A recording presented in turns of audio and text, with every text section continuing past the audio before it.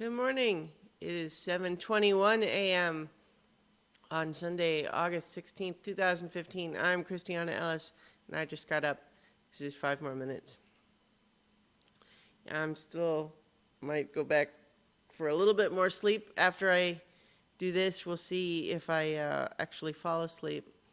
Um, I was up late playing some Destiny, and then up later because for whatever reason, and I am still not clear, Luna was just a barking fiend last night, and there's just something got her sufficiently worked up that even as she is on the bed next to me, like laying down like she's about to go to sleep, it's like she just can't stop barking. So she's just laying there doing these little half-hearted woofs, like,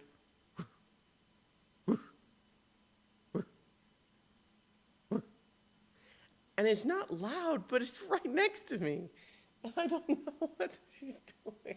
And it was driving me crazy. She's done it before, but I've not been able to ever figure out exactly what inspires her to do that on any particular occasion. It's not common, but if I knew what it was all about, then I would hopefully be able to ensure that it would not ever get common. But in any case, so yesterday I watched two movies which I had not seen before. These were movies, that I just had some interest in the theater, but just never quite made it happen. First, I watched Nightcrawler, starring Jake Gyllenhaal as a guy who takes up the profession of freelance stringer is what the slang term that they use. But the basic idea is that he listens to the police scanner, and when he hears about a crime, he speeds over there and gets camera footage of it, which he then sells to the TV news.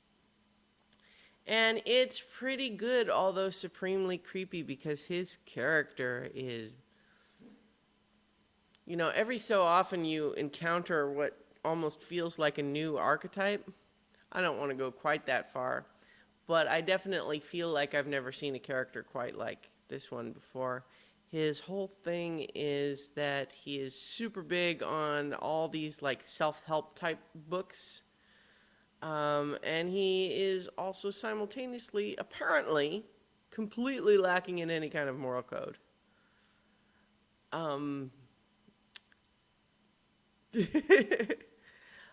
So, it's like he discovers someone who is dead after having been thrown through their own windshield in a car accident. But what? They landed in the shadow.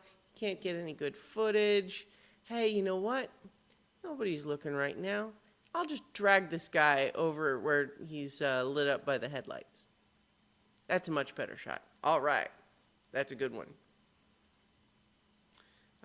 And so supremely creepy. Jake Gyllenhaal lost a bunch of weight, and he looks super unhealthy and weird in this. In fact, I was almost sure he was wearing a contact lens to make like one of his eyes kind of not quite align properly, but I couldn't find any confirmation of that.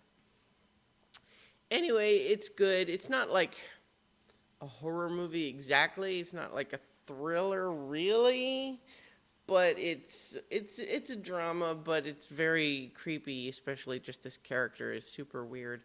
And he's a super fast talker, but if you're listening carefully, you realize that a lot of the stuff he's saying doesn't really make sense. It kind of sounds like it makes sense at the time, but then when you try to really reflect on, okay, what did he just say? Like, what's the meaning of what he just said? It dissolves like cotton candy because he's really just spouting words that he's heard in a book or something. In any case, that movie was pretty good if you're looking for that. The other movie that I watched was Jupiter Ascending, which is the latest film from the Wachowskis.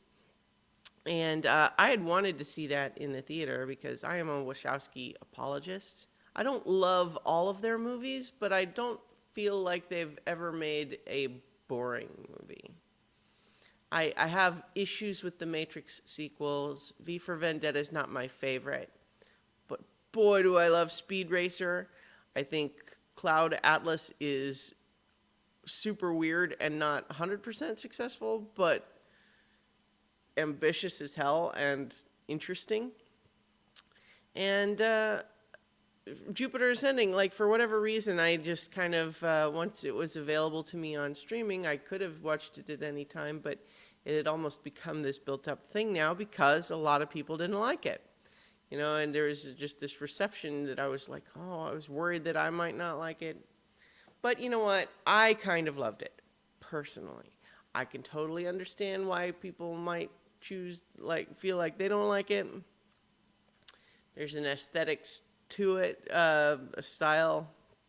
It just totally swings for the fences. Personally, and I don't think I'm the only one saying this, I'm sure I'm not, I would much rather watch a movie that swings for the fences, as ambitious and, you know, Luna in the background, swings for the fences, goes all out, balls to the wall, so to speak. And I would rather watch that even if it occasionally crashes and, you know, spins out and has some stumbles. I would rather watch that than something that's just super safe. And that's, you know, that's kind of what I liked about Cloud Atlas, and I liked it about this. I was excited. I had a good time. I enjoyed it. There was lots of places where I laughed out loud at how goofy it was. But you know what? They don't pull the punch. That's what was kind of exciting about it, is there's no point in that movie where you feel like, oh, here's where we have to kind of make a sarcastic comment to wink to the audience of like, oh, yeah, we know this is super goofy. Don't worry. We're in on the joke. We're cool. The movie is just like, no, this is what's happening. Yes, absolutely. Sean Bean plays a man-bee hybrid named Stinger. And he used to have wings too, that only they were like bird wings, not bee wings, because why not? I don't know, but he's disgraced now, so he just has scars on his back. Oh, and Channing Tatum has weird wolf ears and a forehead hybrid because he's a wolf guy. And there's dragon people, and Eddie Redmayne as a ruler who talks in a weird voice. And at one point in a critical junction, Mila Kunis, after being introduced to a crew of cyborgs on a spaceship and being told that she's the reincarnation of an ancient empress, her name is Jupiter, and she says, no, call me Jupe. This movie is super goofy, and I like that about it. There are parts of it towards the end where it kind of becomes just video gamey. You know, it's like there's some action just for action's sake, loses the story thread a little bit, but it pulls it again together towards the end, and I liked it a lot. But I also get it when people say they didn't like it. It's a taste thing, not an objective quality thing in the case of this movie, I think. Not for everyone, but I liked it. It's not the new Star Wars or anything, but I had a good time. All right, so I will talk to you guys tomorrow. I'm looking at the waveform when I slap my chest here. Anyway, I will talk to you guys tomorrow for 5 more minutes. Where's my button?